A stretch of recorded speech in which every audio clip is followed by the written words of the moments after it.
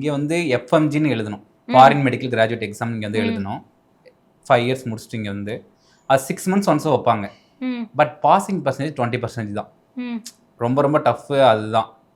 But அது ஏன் நான் ஐஎஸ்எம் நான் சொல்கிறேன்னா, கன்சிக்வெண்ட்டாக லாஸ்ட் 3 இயர்ஸாக பார்த்தீங்கன்னா அந்த எஃப்எம்ஜியோட பாசிங் பர்சன்டேஜ் 2022ல் 706% பாஸ் பண்ணியிருக்காங்க.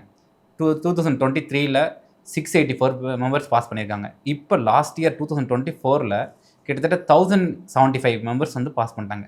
கன்சிக்வெண்ட்டாக ஒரு காலேஜ் 500 அபோவ் யாருமே எந்த காலேஜுமே இன்ன வரையுமே பாஸ் பண்ணது கிடையாது. அது ஐஎஸ்எம்ல பாஸ் பண்ணியிருக்காங்க. இவங்க என்ன நினைக்கிறாங்க, அந்த நீங்கள் நீட் பர்சன்டேஜ் எஃப்எம்ஜியோட இது பாசிங் பர்சன்டேஜ் 23 தான் இருக்குது உங்கள் காலேஜ் இது அப்படின்னு பார்த்தீங்கன்னா, நீங்கள் அதை மட்டும் தான் பார்க்குறீங்க. கன்சிக்வெண்ட்டாக லாஸ்ட் 3 இயர்ஸ் பாருங்கள். அதுக்கப்புறம் நீங்கள் கொஷின் பண்ணுங்கள், எத்தனை பேர் உங்கள் ஐஎஸ்எம்லேருந்து கிராஜுவேட் ஆயிருக்காங்க. ஐ மீன் ஒரு யாராவது பேரண்ட்ஸ் யாராவது ஒரு காலேஜுக்கு போனீங்கன்னா அந்த காலேஜுக்கு எத்தனை பேர் இன்னொரு கிராஜுவேட் ஆயிருக்காங்க, அதுலேருந்து எத்தனை பேர் இங்கே வந்து எஃப்எம்ஜி கிராக் பண்ணியிருக்காங்க ஃபர்ஸ்ட் அட்டெம்ப்டில், அதை கொஸ்டின் பண்ணுங்கள். என்கிட்ட ப்ரூஃப் இருக்குது. நான் லாஸ்ட் இயர் வந்து கிட்டத்தட்ட 500 பீப்புள்ஸ் பாஸ் பண்ணாங்க, கிராஜுவேட் ஆனவங்க கிட்டத்தட்ட 400 பீப்புள்ஸ் வந்து பாஸ் பண்ணிட்டாங்க ஃபர்ஸ்ட் அட்டெம்ப்டில். I have proof. அது என்கிட்ட இருக்குது அந்த காலேஜோடது.